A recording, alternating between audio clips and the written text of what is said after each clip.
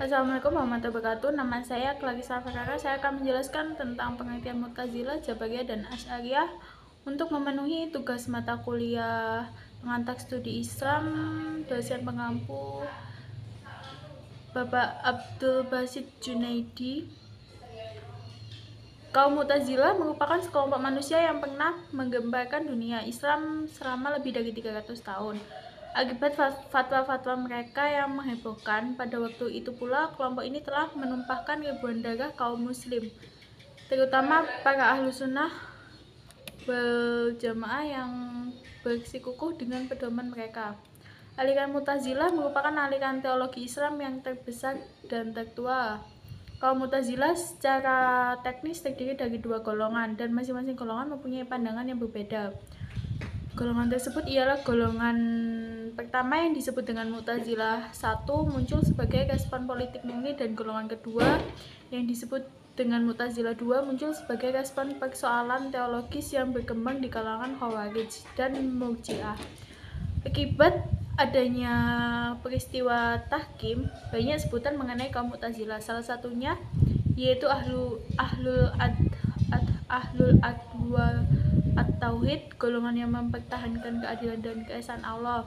Sedangkan ajaran pokok Mu'tazilah yakni tentang keesaan, keadilan Tuhan, janji, dan ancaman. Tempat di antara dua tempat menyuruh kebaikan dan melarang keburukan. Yang kedua yaitu paham al-Jabar.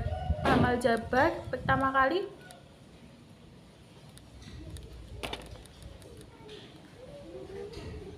diperkenalkan oleh Al-Ja'ad bin Dirham, kemudian disebarkan oleh Jaham bin Safwan dari Khurasan. Dalam sejarah teologi Islam,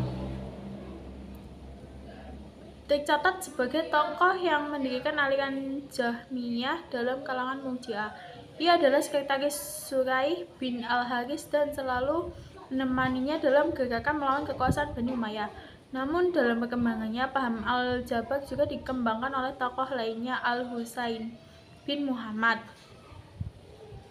Kaum Jabariyah berpendapat bahwa apapun yang dilakukan manusia semua telah ditentukan oleh Tuhan. Tuhan telah menetapkan bagi manusia untuk melakukan kebajikan dan menetapkan pahalanya baginya. Begitu pula sebaliknya, Tuhan telah menetapkan manusia berbuat kejelekan dan menetapkan siksaan bagi pelakunya. Dengan kata lain, pahala, siksa, dan kewajiban merupakan ketetapan, sehingga manusia bagaikan bule yang bergerak karena ditiup angin, diam karena anginnya tidak tertiup. Yang selanjutnya adalah pendekatan yang dipakai Al-Asy'ari dalam teologi Ahlussunnah wal Jamaah.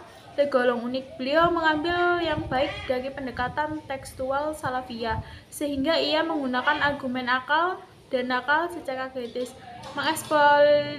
mengeksploitasi akal secara maksimal, tetapi tidak sebebas Mu'tazilah, memegang nahil dengan kuat, tetapi ia juga tidak seketat Hanabilah dalam penolakan mereka terhadap argumen logika. Sikap teologi Asy'ariyah terhadap kehidupan kontemporari bersifat terbuka, realistis, pragmatis terhadap kemajuan sains dan teknologi. Kemudian perbedaan paham Jabariyah dan paham Asy'ariyah. Paham Jabariyah memandang bahwa segala perbuatan yang dihasilkan manusia merupakan manifestasi dari kehendak Tuhan, sehingga dalam pandangannya mengenai pendidikan Islam bahwa proses pendidikan tidak begitu berpengaruh, sebab berhasil tidaknya sebuah proses pendidikan tersebut ditentukan oleh Allah.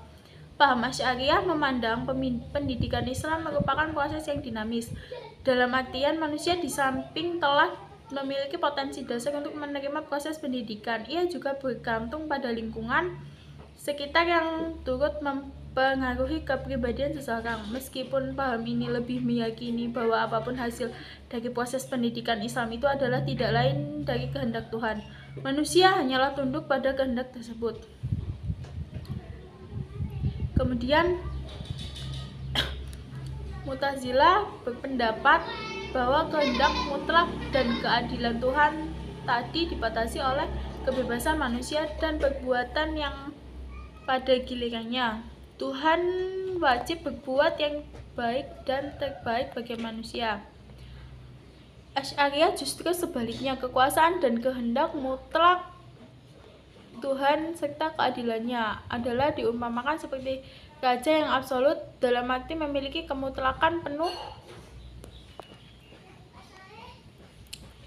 Setelah menganalisis perbandingan antara aliran di atas, tampak bahwa sebenarnya semua aliran bertujuan mensucikan Tuhan, dan perbedaan ini terjadi karena masing-masing aliran memakai versinya sendiri. Sekian dari saya. Assalamualaikum warahmatullahi wabarakatuh.